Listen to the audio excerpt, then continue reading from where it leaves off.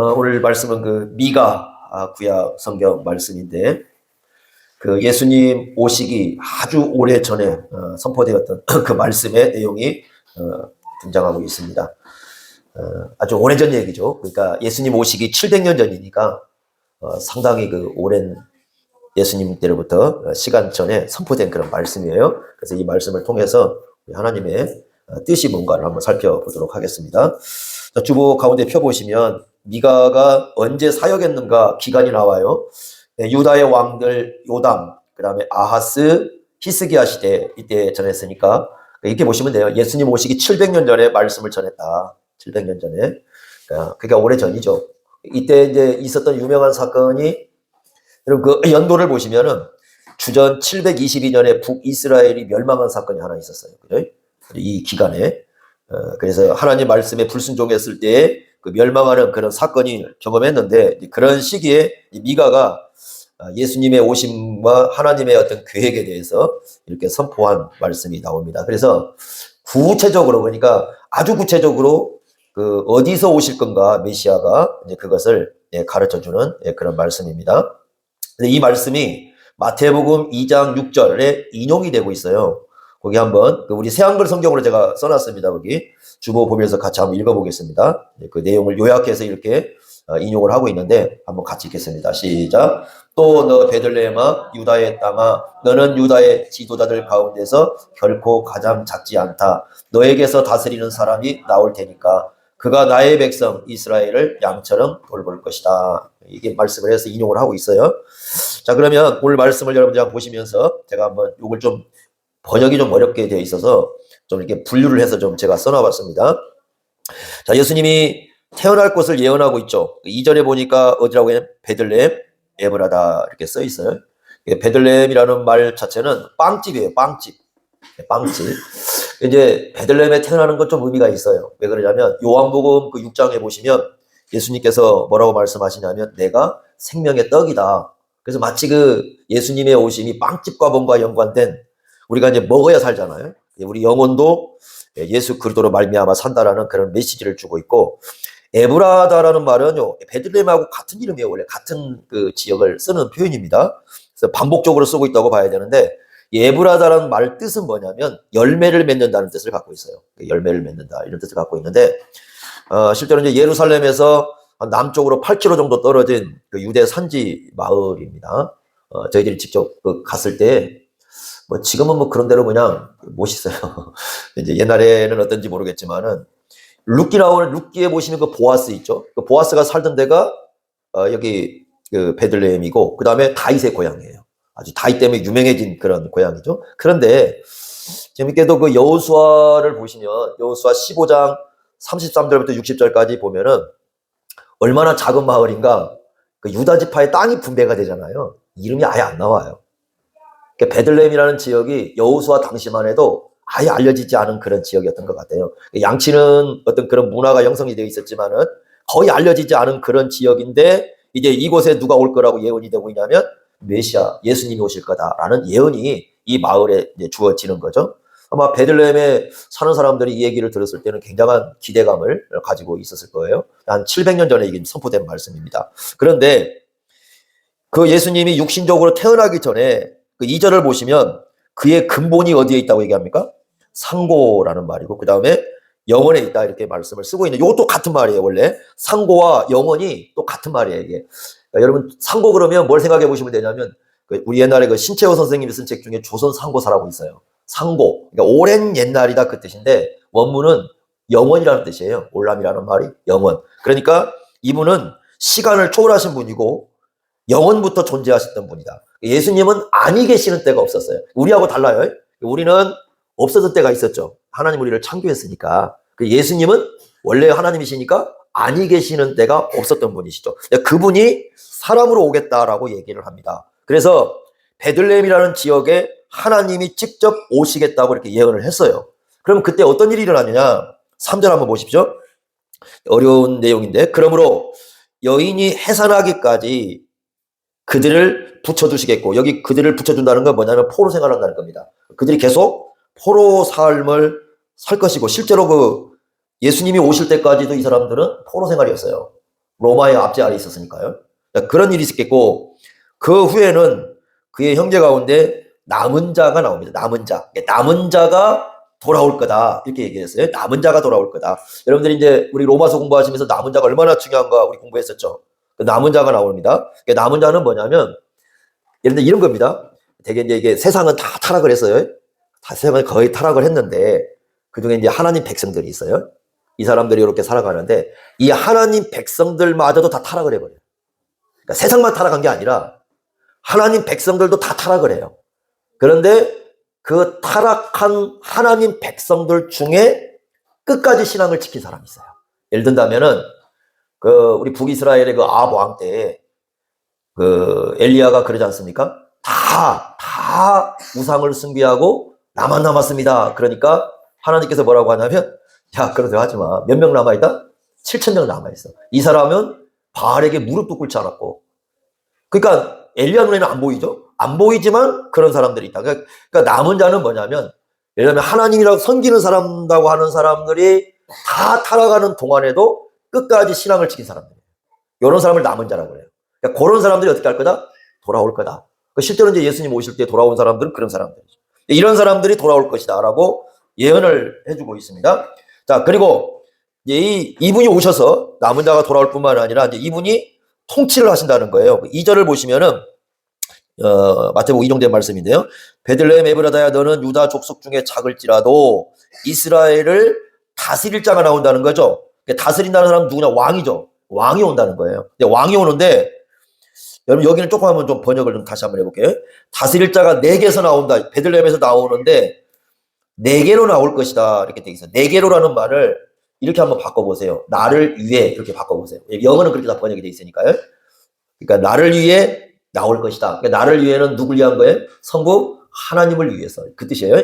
영어 같은 데 보면 NIV 성경에 form이로 돼 있으니까 나를 위해, 하나님을 위해서 왕이 올 것이다 라고 얘기하고, 근데 그 왕은 어떤 왕이냐? 4절 보세요. 그가 여호와의 능력과 그의 하나님 여호와의 이름의 위엄을 의지하고 서서, 이 서서라는 말은 원래 어떤 특별한 일을 수행하기 위해서 서 있는 사람을 얘기하는 겁니다. 여러분 옛날에 사극 같은 데 보면 왕이 뭔가 특별한 일 시킬 때 그 앞에 딱 이렇게 서 있는 사람들 있죠? 그 표현 떠오는 거예요. 서서 어떤 일을 할 것이다? 목축을 할 것이다. 그러니까 이 목축이, 예수님은 장차 오실 메시아는 폭군이 아니에요. 보통 그 당시 왕들은 다 폭군들입니다. 폭군들인데 장차 올 그 메시아는 폭군이 아니라 어떤 왕이다? 양떼를 돌보는 목자 같은 왕이다. 그래서 요한복음 10장에 예수님을 누구라고 부르니까 선한 목자 이렇게 불러요. 목자 같은 왕이 이 땅에 올 것이다. 이렇게 말씀을 했습니다. 자, 그래서 예수님이 이 말씀을 보면 베들레헴이라는 지역에 한 왕이 오신다. 근데 그 왕은 근본이 어떤 분이다? 영원히 존재했던 하나님이시다. 그분이 돌아올 때 어떤 일이 발생할 거냐 했을 때 남은 사람들이 돌아올 것이다. 그리고 그 예수님은 그 남은 사람들을 목자로서 그들을 돌볼 것이다 라고 말씀을 하는데, 그 다음에 아주 중요한 말씀입니다. 하나님의 계획이 뭐냐? 예수님을 보내셔서 하시려고 하나님의 계획이, 여러분 4절 끝부분입니다. 이렇게 말씀했습니다. 이제 그가 창대하여 어디까지 미친다? 땅끝까지. 이스라엘만 구원하는 게 아니라 이스라엘을 넘어서 어디까지 갈 것이다? 땅끝까지 갈 것이다. 이게 하나님의 계획이에요. 엄청난 계획이죠. 그러니까 구약에서 이 말씀을 계속해서 가고 있습니다. 그래서 일단 이 말씀을 들어가기 전에 여러분들 하나님의 계획으로 언급되어 있는 주보 한번 보세요. 제가 몇 구절을 써놨으니까 거기 보면서 한번 우리가 좀 보겠습니다. 창세기 12장 3절은 아브라함 부르신 사건이죠. 그러니까 이건 예수님 오시기 2000년 전입니다. 예수님 오시기 2000년 전에 예언하신 말씀이에요. 이렇게 말씀했어요. 너를 축복하는 사람들에게는 내가 복을 내리고 너를 없인 여기는 사람들은 저주를 내릴 것이다. 그러면 땅의 모든 종족이, 그러니까 땅의 모든 종족이 어떻게 할 것이다? 돌아올 거다. 예수님 오시기 2000년 전 얘기하신 거예요. 자, 그 다음에 시편 22편 27절이죠. 좀 같이 한번 읽어보겠습니다. 자세한 걸 성경입니다. 읽습니다. 시작. 그들이 기억하기 바랍니다. 땅의 모든 끝이 여호와께로 돌아올 것입니다. 모든 민족과 종족이 여호와 앞에 예배할 것입니다. 이건 다윗이 썼어요. 이건 예수님 오시기 1000년 전에 쓴 겁니다. 그러니까 아브라함 사건은 예수님 오시기 2000년 예언이고요. 이 말씀은 다시 1000년 전에 쓴 겁니다. 그러니까 예를 든다면 우리나라로 따지자면 조선시대가 500년이죠. 고려가 500년입니다. 그러면 고려 초기에 예언한 것이 한 조선 말기 때 성취되는 사건으로 이렇게 나타나는 거죠. 이 말씀을 하고 있습니다. 자, 그 다음에 이사야 52장 10절 나오죠. 요건 예수님 오시기 700년 전입니다. 700년 전에 거기 여호와께서 자신의 거룩한 팔을 드러내셨습니다. 모든 민족의 눈앞에서요. 그다음에 땅의 모든 끝이 우리 하나님의 구원을 볼 것이다. 이렇게 말씀을 했어요. 자, 한쪽은 2000년 전에 예언했고요. 하나는 1000년 전에 예언했고 또 하나는 700년 전에. 오늘 읽었던 미가도 몇 년 전에 예언한 거예요? 700년 전에. 여러분들 성경 읽을 때는 그게 안 드러나죠. 왜냐하면 다 붙어 있잖아요. 그래서 이게 시간이 차이가 거의 안 나요. 그런데 미가는요, 신약 성경이 쓰여지기 700년 전에 쓰인 거예요. 책이 만들어진 거예요. 그리고 요 사건들이 다 마찬가지. 성경이 쓰일 때 보면은 그냥 아주 1000년 전에 막 이렇게 오래전에 쓰인 건데 우리는 이렇게 하나로 보니까 연도 차이가 거의 안 나요. 근데 원래는 이게 우리가 66권으로 붙어 있기 전에 이 성경들이 다 이렇게 떨어져 가지고 오래전에 기록되고 또 이렇게 기록된 거예요. 그래서 지금 이렇게 하나로 딱 만들어진 거예요. 66권으로. 이렇게 된 겁니다. 근데 그전에는 이렇게 돼 있진 않았죠. 그죠? 이 성경이 이렇게 안 돼 있었으니까. 그러니까 이렇게 돼가지고 우리에게 지금 성경이 온 겁니다. 그러니까 이렇게 예언이 계속 주어졌어요. 그러고 난 다음에 이제 신약으로 오게 되면 마태복음 28장 19절에 이렇게 말씀했습니다. 그러므로 너희는 가서 모든 민족을 제자로 삼아라. 일부가 아니라 모든 민족을 제자로 삼아야 된다. 이렇게 말씀했고요. 그 다음에 사도행전 1장 8절 성령이 오시고 난 다음에 어떤 일이 날 것인가를 말씀하냐면 사도행전 1장 8절은 다 아는 말씀이니까 맨 아래입니다. 같이 한번 읽겠습니다. 시작. 그러나 성령이 너희 위에 내려오시면 너희는 능력을 받을 것이라. 그래서 예루살렘과 온 유대야와 사마리아에서 마침내 땅끝까지 이르러 내 증인이 될 것이라. 이렇게 말씀을 했어요. 그러니까 땅끝까지. 이제 하나님의 계획은 예수 그리스도로 말미암아 땅끝까지 향해서 나가서 그곳에 있는 사람들을 하나님 앞으로 돌아오게 하는 그런 일이 있을 것이다. 여기에 가장 중요한 사람들이 누구냐 하는 겁니다. 그때 이제 사도행전에 밝혀주고 있죠. 땅끝까지 이르러 내 뭐가 될 거다? 증인이 될 것이다. 증인들이에요.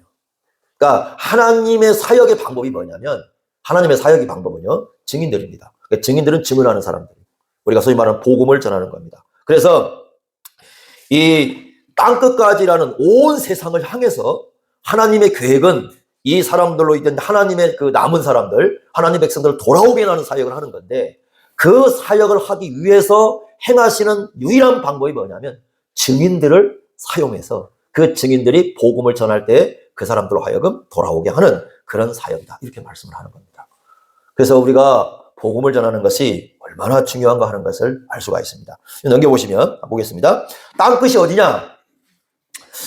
자, 여러분들 예수님께서 베드로하고 안드레를 처음에 부를 때 하셨던 말씀 기억하실 겁니다. 마태복음 4장 19절 보면 나를 따라오느라 내가 너희를 사람 낚는 어부가 되게 하겠다. 근데 원래 원문에는 낚는다는 말이 없어요. 이게 낚는다는 말이 좀 좋은 얘기는 아니에요. 근데 원래는 그게 뭐냐면 사람들의 어부 이렇게 돼 있어요.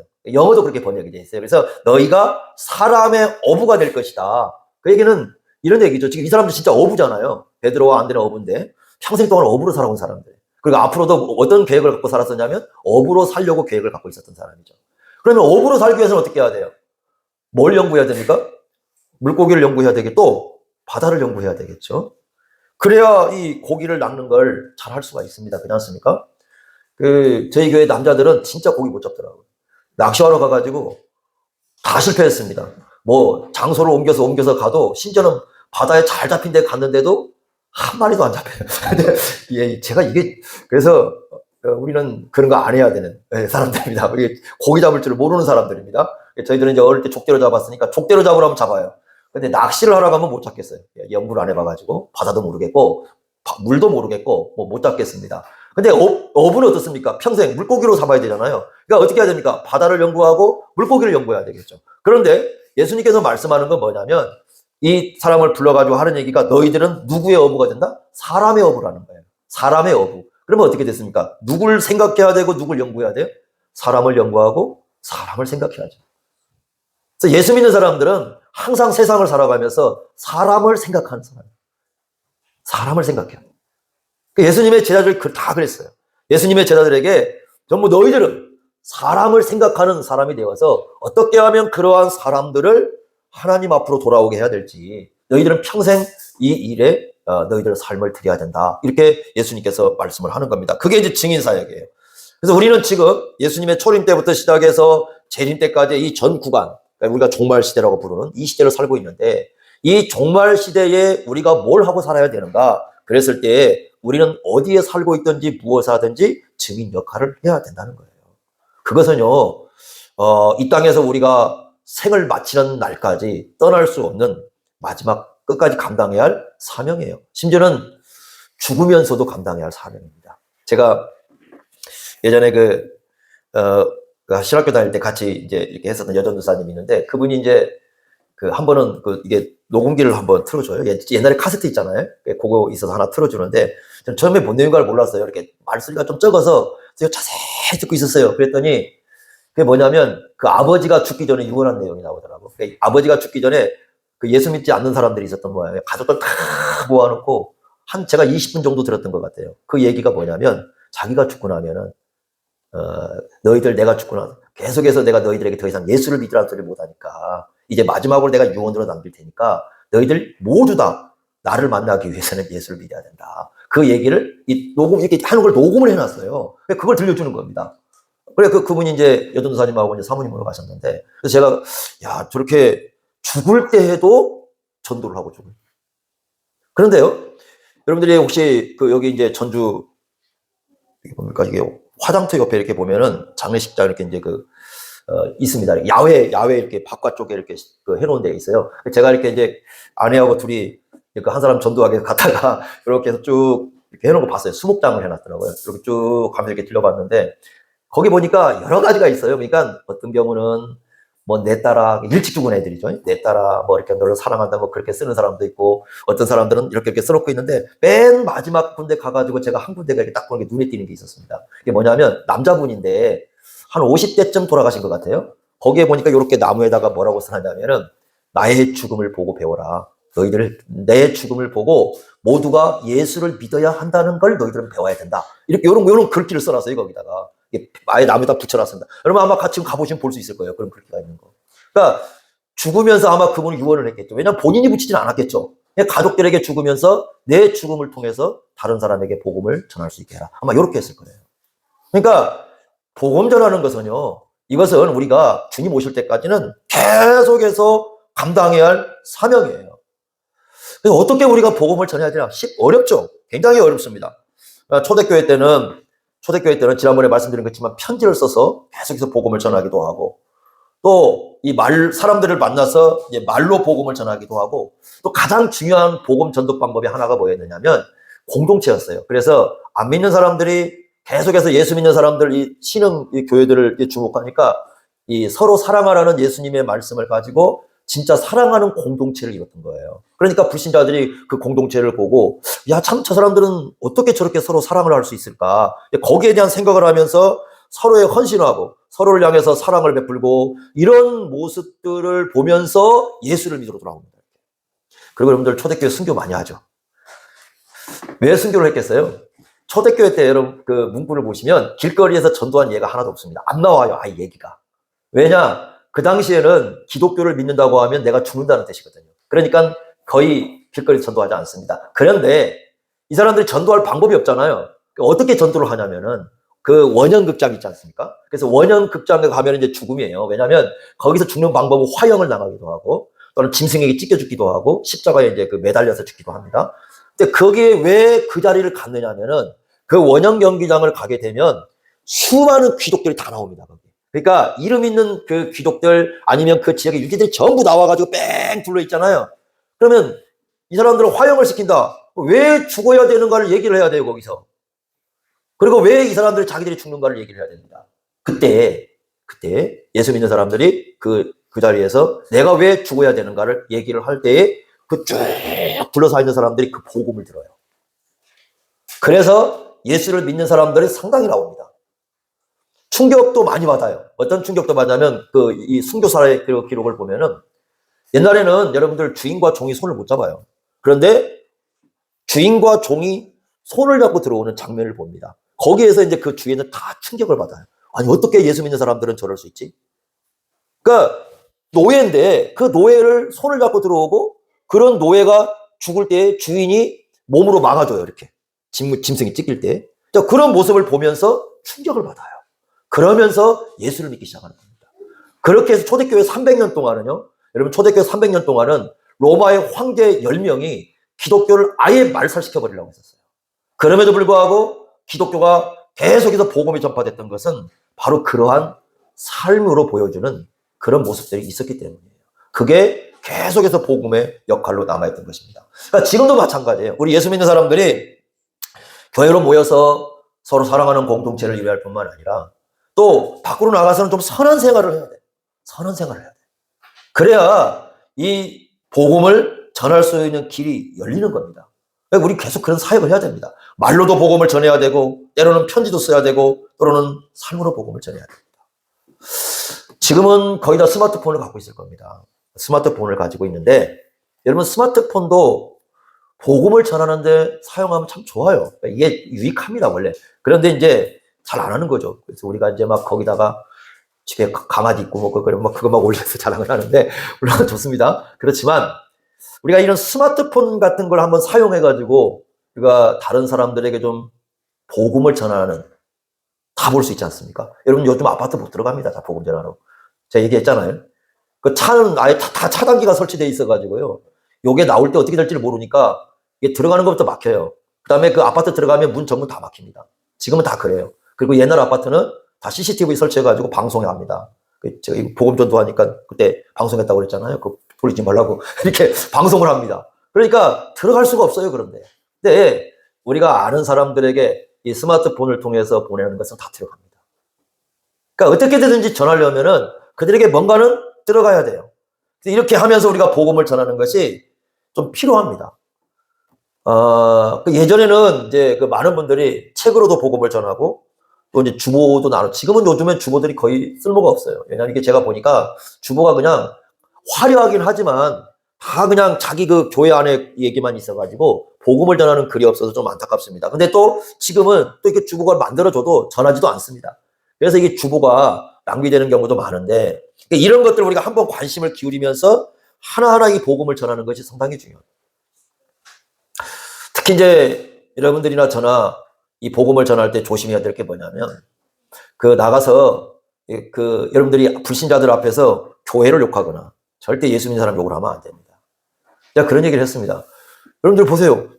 믿는 사람들이 교회를 욕하는데 누가 그 교회를 가고 싶어 합니까? 안 그러겠어요? 자기가 있는 자리를 부정적으로 얘기하면 아무도 안 합니다. 그 자리에. 그러니까 어쨌든 우리는 이 소망을 주는 어떤 그런 얘기를 해야 되고 그런 사람들에게 이제 복음을 전하는 그런 역할을 해야 되는데 제가 이제 이게 여기저기 다닐 때 가장 관심 있게 봤던 것 중에 하나가 뭐냐면 이제 기독교 박물관이 곳곳에 있지 않습니까? 우리나라에. 그러면 거기 갔을 때 뭘 보냐면 되게 이제 제가 보는 게 초기 우리나라에 들어왔을 때 복음을 어떻게 전하는 복음 전도지를 유심히 있게 봅니다. 여러분 한번 보셨습니까? 그런 거 다닐 때.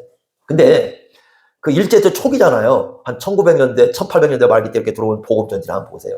지금은 너무 전도지가 칼라로 돼가지고 이거 별게 의미가 없어요. 근데 초대 때 그 전도지를 보면요. 사람이 손으로 다 쓰고 그렸습니다.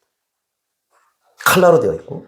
그리고 어떤 거 보면은 좀 이게 글이 근데 참 글씨도 잘 씁니다. 우리가 지금 봤을 때는. 근데 글씨도 잘 써가지고 하나하나 정성을 들여서 그렇게 복음을 전도지를 만들어서 그걸로 전한 이런 예가 굉장히 많습니다. 그러니까 전도라는 것은 초대 우리나라 처음에 선교사님들이 왔을 때 그냥 이루어진 게 아니라 이런 전도지 하나하나를 만들어서 지금같이 인쇄술이 좋은 때가 아니잖아요. 그러니까 다 자기가 옛날에 그 만든 종이를 만들어가지고 그걸 전해야 되는 거예요.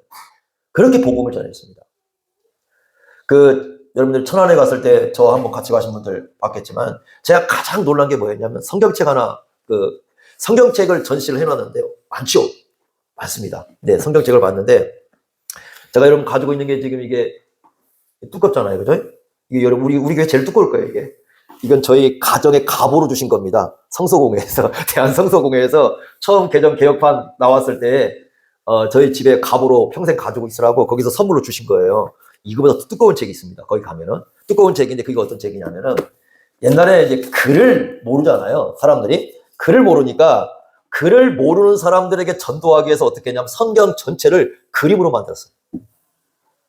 그러니까 그림으로 만든 게 이렇게 한두 개를 만든 게 아니라 각 장마다 내용을 다 그림으로 만들었어요.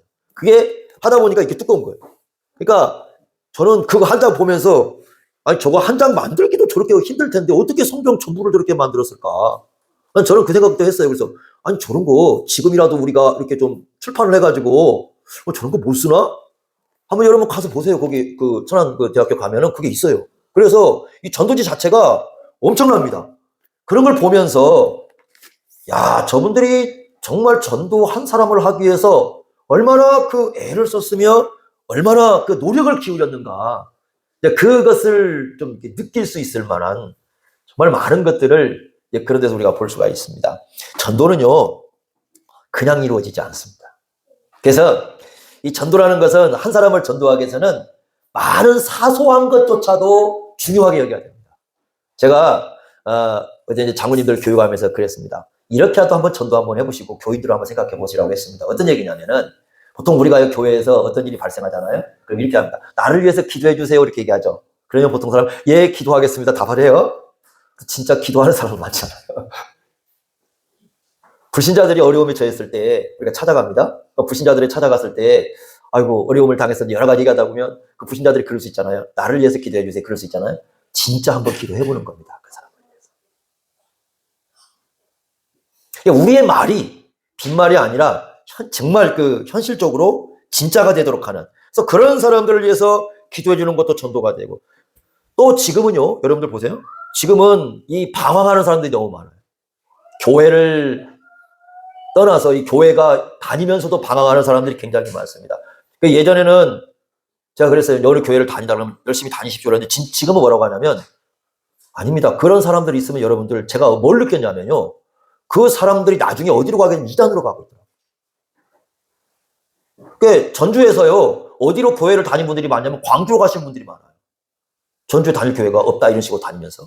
그러니까 이 사람들 우리가 전하지 않으면 어디론가는 갑니다. 어디론가는 가요. 어디론가는 가서 거기서 정착을 합니다. 그 중에는 어떤 많은 사람이 이단으로 가기도 하고 어떤 사람은 광주로 가고요. 어떤 사람은 저 서울로 가고요. 어디론가는 가요. 그래서 심지어는 방황하는 사람들이 있을 때조차도 여러분들이 나드시나 적극적으로 그런 분들을 향해서 하나님의 말씀을 들을 수 있는 공동체가 있다. 신앙생활 하자. 우리가 그렇게 하면서 그들을 이끌어가는 그런 사역도 필요하다는 겁니다. 지금은 그런 시대예요. 우리 시대가 자체가. 그래서 우리가 주위에 항상 이 모든 이 마음을 좀 열어놓고 생각을 열어놓고 어디에 가든지 이 복음을 전할 수 있는 그런 증인 역할을 할 필요가 있다는 걸 기억할 필요가 있습니다. 얼마 전에 그 우리 한국 이 교회 상황을 놓고 그 이렇게 좀 그 뭡니까 토론회가 이렇게 그 포럼이 한번 있었습니다. 거기에서 나온 얘기가 어떤 얘기가 나왔냐 이런 얘기가 나왔습니다. 거기 나온 것처럼 글로벌 여론조사 입소스 조사에 의하면 지금 한국인이요 67%가 무신론자입니다. 현재. 그리고 이게 예수 믿는 사람 그 얘기하는 게 아니라 신의 존재를 믿느냐 안 믿느냐 문제예요. 그냥. 그러니까 신의 존재를 안 믿는 사람들이 67%예요. 근데 이게요 20대는 더 높습니다. 20대는 10대는 훨씬 높아요. 그리고 20대는 조금 더 낮긴 하지만 20대도 높습니다. 근데 신의 존재를 믿는 사람, 그러니까 기독교다, 불교다, 뭐 이걸 다 떠나 신의 존재를 믿는다고 하는 프로테이지가 33%입니다. 이런 우리가 지금 한국 사회가 이렇게 변해가고 있어요. 그래서 심지어는 그 미래학자들이 뭐라고 예언하냐면 우리 한국 사회는 앞으로 무신론 사회가 도래할 것이다 라고 그렇게까지 내다보고 있습니다. 자, 동아시아 그런데 5개국 가운데요 조사를 했는데 운세 콘텐츠라는 게 있어요. 그러니까 뭐냐면 우리가 그 이 사람의 그 미래에 대해서 운명에 점치는 거 있잖아요. 그런데 희한하게도 그 점치는 것에 대한 가장 소비가 많은 나라가 대한민국이에요. 또 그러니까 신은 안 믿는데 그거 희한합니다. 그래서 그 홍대에서 그 목회하시는 목사님이 그 홍대에 대한 얘기를 했는데 이런 얘기를 합니다. 코로나가 온 이후에 거의 가게들이 문이 엄청 닫았답니다. 문을 닫았는데 망하지 않는 데가 있답니다. 사주점 보는 데하고 타로점 가게. 여기는 안 망해요. 그리고 젊은이들이요 거기 가서 데이트를 하더래요. 거기 가서 데이트를 해요. 우리 여름에 그 부산을 갔다 왔지 않습니까? 부산을 갔는데 그 해운대를 갔는데요. 밤에 나갔더니 이게 계속 장사가 잘 되고 있는데 타로점 기계예요. 이게 한 건너씩 옛날보다 훨씬 많이 늘어났어요. 그래서 요거 뭐죠? 이게 계산하는 거, 이게 카드 계산기 있지 않습니까? 그걸 딱 들고 회사분들이 딱 꾸미고 딱 들고 이렇게 포장쳐 놓고 앉아가지고 둘씩 앉아서 이게 기다리고 있습니다. 근데 젊은이들이 거기 들어가요. 앉아 있어서 그걸 하고 있어요. 돈 주고 그걸 하고 있습니다. 그걸 보면서 야, 우리 한국 사회가 이렇게 변하고 있구나. 그러니까 왜 거기를 가느냐 조사를 해봤더니 세 가지예요. 첫째는 뭐냐, 자기 운명에 대해서 알고 싶다. 근데 운명은 뻔하죠. 예수 안 믿으면 지옥 가는 거 맞잖아요. 우리가 더 잘 알아요. 운명은 예수 믿으면 천국 가고. 두 번째, 내가 내 삶의 방향이 어디로 가야 되는지 잘 모르겠다. 세 번째, 미래가 너무 불안하다. 이렇게. 그래서 여기를 찾는답니다. 그러니까 신은 안 믿지만 그 마음속에 계속해서 종교에 대한 뭔가 갈망은 있어요. 이게 지금 현재 한국 사회에 벌어지고 있는 현실입니다. 또 하나, 홍대 거리를 가서 이게 이제 예전처럼 이제 전도하는 게 많이 줄었답니다. 그런데 아직도 열심히 나와서 전도하는 사람들이 있대요. 그래서 가서 봤더니 열심히 전도하는 사람들은 다 이단들입니다. 여러분 전주 보세요. 우리 전주도요. 예전에는요. 교회에서 길거리 나와서 전도하는 교회들이 상당히 있었거든요. 지금 거의 보기 어려워요. 그리고 서 있는 사람들은 이단들이에요. 거의 이단들이에요. 그러니까 이 사람들은요. 제가 봤더니 그 아침에 일찍 이제 한번 저기를 갈 일이 있었어요. 한옥마을 쪽에 갔거든요. 9시 이전입니다. 9시 이전인데 여인들 둘이 치마 입은 분들이 나와가지고 책을 거기서 나눠주고 있어요. 이단들은 얼마나 열심히 지금도 하는지 모릅니다. 그런데 거기에 청년들이 60, 70%가 간답니다. 그러니까 청년들이 없다고 하는데 교회 안에 청년들의 60, 70%가 거기가 있다. 이단 단체에 가서 그 복음을 듣고 있다. 그러니까 누가 이 사람들은 뭐 기독교 어떤 상관없어요. 계속해서 전하는 겁니다. 우리가 더 열심히. 가끔 자존심 상해. 가짜들도 저렇게 열심히 하는데 진짜인 우리는 도대체 뭐하고 사는가. 그 생각할 때 많습니다. 도대체 뭐하고 사는가. 저 사람들은 먹고 살 게 없나? 아니 뭐 다 있나? 뭐 그런 생각도 하고. 아니에요. 다 어렵습니다. 뭐 그 사람들이라고 뭐 어렵지 않겠습니까? 그러나 그 사람들 보니까 그렇게 하고 있어요. 그리고 그냥 이 사람들은 안 가려요. 우리는 가려요. 여러분 스님들한테 복음 전하기 어렵죠? 이 사람들은 스님한테도 복음 전해요. 예수 믿는 사람 말하기 어렵잖아요. 내가 목사라고 해도 얘 복음 전한다고 전해요. 와서 이 20대 젊은 애가 와가지고 심지어 뭐 갖고 오냐면 제가 갔더니 여기 평화동 거리를 갔는데 이거 뭐죠? 이게 컴퓨터 말고 태블릿인가요? 그거 갖고 와가지고 저한테 찾아와가지고 얘기 좀 합시다 그래요. 그래서 대화 좀 합시다. 그래서 나 목사인데 그때 그래서 대화 좀 합시다. 이 젊은 애가 이러고 와요. 아니 목사라고 해도 와서 이 짓을 해요. 우리는 다 가려요. 이 사람은 이것 때문에 안 되고 이 사람은 이것 때문에 안 되고 이 사람은 이것 때문에 안 되고 그러니까 책을 하려고 보니까 아무도 없어. 근데 이 이단들은요 하나도 안 가립니다. 스님이고 목사가 없어요. 다 와서 자기 전도 대상자들이에요. 이렇게 복음을 전하고 그러니까 가짜도 이렇게 전하고 있습니다. 이 가짜도 이렇게. 진짜인 우리는 뭐하고 살까? 그러니까 가끔가다 그런 고민들을 굉장히 많이 합니다. 그래서 지금 우리 한국 교회가 가장 어려운 것 중에 하나가 뭐냐면 패배의식. 모두가 패배의식에 젖어 있어요. 그냥 조금 기독교라는 사람들이 나와서 이상한 짓을 하고 있잖아, 방송에서. 막 그러죠. 뭐 교회를 가지 말라 난립니다. 뭐 이런 일이 하니까 이 기독교인들 자체가 패배의식이 있어가지고 나서지를 못하고 있어요. 앞을 향해서 내가 누구에겐가 예수 믿읍시다. 교회 갑시다. 이런 말 한마디를 제대로 못 전하는 거예요. 왜? 저 사람들이 뭐라고 할까? 항상 두려움을 안고 있어요. 그런데 여러분, 주님 오실 때까지 우리 땅끝까지 증인들이 복음을 전하지 않으면 교회는 그 사회에서 사라지게 됩니다. 그래서 미래학자들이 예측한 것처럼 우리 한국 교회가 앞으로 무신론 사회가 도래할 수도 있습니다. 지금 상태로 가면. 기독교인들이 침묵할 때. 우리가 지금 여러분들이 저나 계속해서 사람이 오는 것도 중요하고 다 중요하지만 우리가 지금 해야 될 건 뭐냐. 우리 스스로가 좀 우리 스스로에게 그걸 좀 길러내야 돼. 그러니까 어떤 길을 길러내야 되냐면 어디에 서든지 뭘 하든지 내가 그 속에서 예수를 말할 수 있어야 되고 내가 그 속에서 신앙을 얘기할 수 있는 이 힘을 좀 길러내야 돼요. 자신 속에서. 지금 우리에게 그게 지금 필요합니다. 지금. 때로는 뭐 사람들에게 눈치도 봐야 되지만 그게 아니라 때로는 용기 있게 예수 그리스도야말로 우리를 진정한 구원자라는 것을 말할 수 있는 그런 용기를 우리 속에서 길러내야 됩니다, 지금. 그게 회복되지 않으면 지금 여러분 보시다시피 한국 교회는 그야말로 정말 한국 교회가 이렇게 가면 한국 사회는 무신론 사회로 정말 갈 수밖에 없는 그런 현상이 올 수도 있습니다. 그 예측한 대로. 유럽이 그렇게 됐지 않습니까, 유럽. 지금 여러분 유럽을 가보시면 알겠지만 유럽에서요, 진짜 교회를 보기 쉽지 않았습니다. 예를 든다면 뭐 카톨릭이라든가 뭐 정교회라든가 다양한 이 엄청난 건물들 있지 않습니까? 이게 전부 우리 개신교가 아니에요.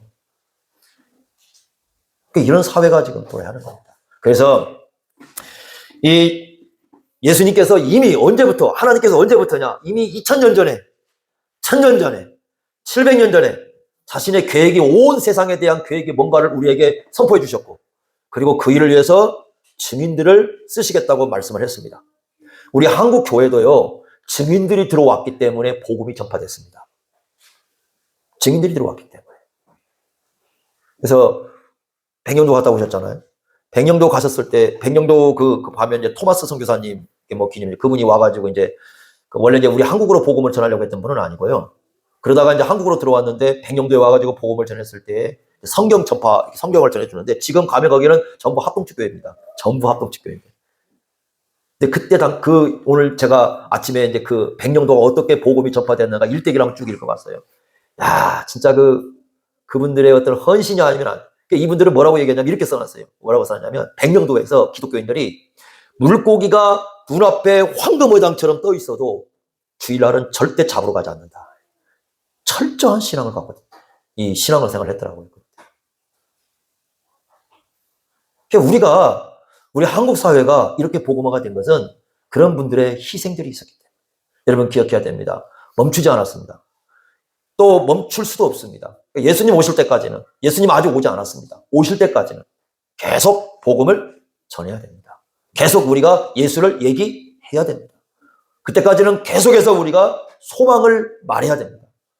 이게 우리에게 주어진 어쩌면 운명이고 사명입니다. 이것을 꼭 기억하시면서 이 미가서에서 말씀했던 이 예수님, 또 그러면서 계획했던 땅끝까지.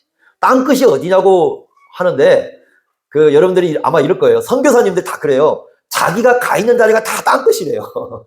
선교사님들은 그럽니다. 그분들은 그게 틀린 말도 아니에요. 왜냐하면 그 자리에 이제 복음을 전하니까. 근데 진짜 땅끝의 개념은 복음이 전파돼야 할 모든 곳은 다 뭐예요? 다 땅끝입니다.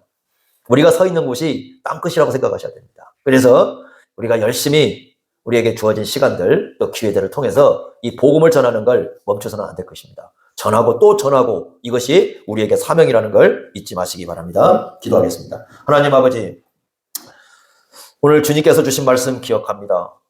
우리에게 주어진 땅끝까지 그 주님의 계획을 이루는데 증인이 되라고 말씀하셨습니다. 이 사명 저희들이 감당해 갈 수 있도록 인도하여 주옵소서. 예수님의 이름으로 기도하옵나이다. 아멘.